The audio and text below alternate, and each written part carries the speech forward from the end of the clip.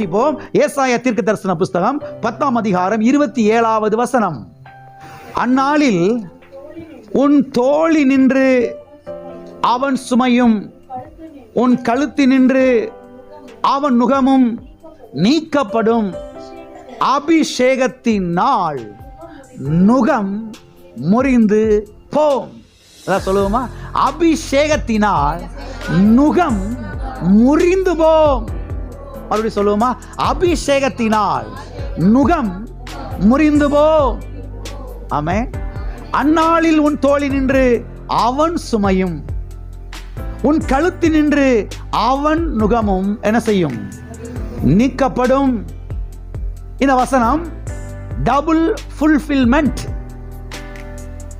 ஒரே நேரத்திலே 2 காரியங்கள் சொல்லப்பட்டிருக்கிறது. பைபிளில் பல இடங்களிலே டபுள் ஃபுல்ஃபில்மெண்ட்டை நீங்கள் வாசிக்க முடியும். சில இடங்களிலே ட்ரிபிள் ஃபுல்ஃபில்மெண்ட்டை குறித்து நீங்கள் வாசிக்க முடியும். ஒரே நேரத்தில் 3 காரியங்கள் சொல்லப்பட்டிருக்கும். ஒரே நேரத்தில் 2 காரியங்கள் சொல்லப்பட்டிருக்கும். இங்கே அந்நாளில் உன் தோளி நின்று அவன் சுமையும், எவன் சுமையும்? அசீரியா ராஜாவுடைய சுமையை குறித்து சொல்லப்பட்டிருக்கிறது. அதே நேரத்திலே சாத்தானுடைய சுமையை குறித்தும் சொல்லப்பட்டிருக்கிறது. ஆமென். எல்லாம் இருக்கிறீங்களா? இஸ்ரவேல் மக்களுடைய கழுத்தில் இருக்கக்கூடிய அசீரியா ராஜாவுடைய சுமை நீங்கும் என்று சொல்லப்பட்டிருக்கிறது. அதே நேரத்திலே சாத்தானுடைய சுமை, சாத்தானுடைய நுகம் உண்மையிலிருந்து என்ன செய்யப்படும்? நீக்கப்படும் என்று சொல்லப்பட்டிருக்கிறது. அந்நாளிலே. எந்த நாள்ல? எந்த நாள்ல? அந்நாளிலே. அந்நாளிலே என்றால் இயேசு கிறிஸ்துவின் கல்வாரி பாடுகள், அவருடைய மரணம், அவருடைய அடக்கம், அவருடைய உயிர்த்தெழுதல், அந்த நாளுக்கு பிறகு நடக்கக்கூடிய காரியம். சரி, இயேசு கிறிஸ்துவின் கல்வாரி பாடுகள், மரணம், அடக்கம், உயிர்த்தெழுதல், அதுக்கு பிறகு வாழக்கூடிய மக்கள் யாரு? நாமளா ஆபிரகாமா? சொல்லுங்க. நாம தான் வாழ்ந்துகிட்டு இருக்கிறோம். ஆமென். அந்நாளில். அப்ப எந்த நாள்ல? இந்த நாள்ல நடக்கக்கூடிய காரியத்தை அன்றைக்கு ஏசாயா தீர்க்கதரிசியின் மூலமாக ஆவியானவர் தீர்க்க தரிசனம் உரைக்கிறார். அல்லேலூயா. அபிஷேகத்தினால் நுகம் என்ன செய்யும்? முறிந்து போம். எது முறிந்து போம்?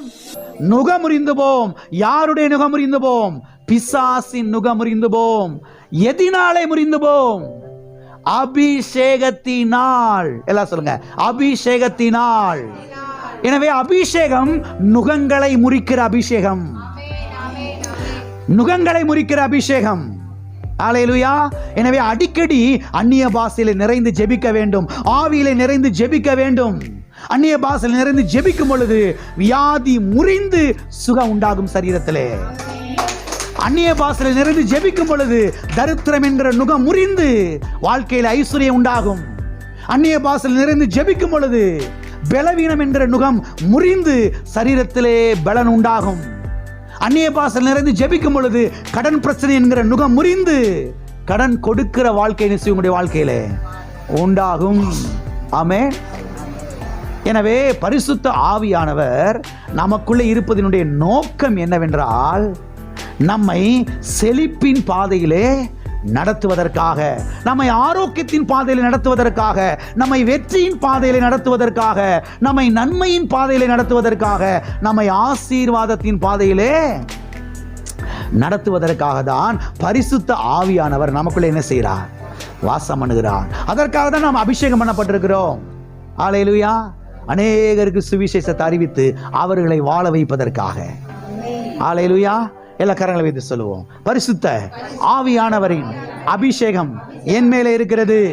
ஆகையால் வியாதி நுகங்கள் முறிகிறது, தரித்திர நுகங்கள் முறிகிறது, தோல்வி நுகங்கள் முறிகிறது, பலவீனத்தின் நுகங்கள் முறிகிறது. அல்லேலூயா. ஆகவே தேவனுடைய பிள்ளைகள், நேரம் போகல, டைம் பாஸ் ஆகல, இன்னைக்கு பொழுதே போகல அப்படின்னு சொல்றதுக்கெல்லாம் இடமே என்ன செய்யக்கூடாது? கொடுக்கக்கூடாது. இன்னைக்கு நல்ல ஒரு லீவு, இன்னைக்கு நல்ல ஒரு டைமு, நல்லா உட்காந்து மணிக்கணக்கில் என்ன செய்யலாம்? பைபிளை வாசிக்கலாம். நல்ல அந்நிய பாஷையில் நிறைந்து என்ன செய்யலாம்? ஜெபிக்கலாம். ஜெபித்தால் உங்கள் வாழ்க்கை கட்டி எழுப்பப்படும். நான் சேலஞ்ச் பண்ணி சொல்கிறேன். உடைந்து கிடக்கிற வாழ்க்கை, செதறி கிடக்கிற வாழ்க்கை, பிரிந்து கிடக்கிற வாழ்க்கை, தரித்திர வாழ்க்கை, ஏழ்மையின் வாழ்க்கை, கடனான வாழ்க்கை கட்டி எழுப்பப்படும். அந்நிய பாஷையில் நிறைந்து ஜெபிக்க ஜெபிக்க ஜெபிக்க ஜெபிக்க ஜெபிக்க ஜெபிக்க வாழ்க்கை செழிப்பாயன செய்ய ஆரம்பிக்கும், மாற ஆரம்பிக்கும். ஆவியானவர் செழிப்பின் ஆவியானவர். ஹல்லேலூயா.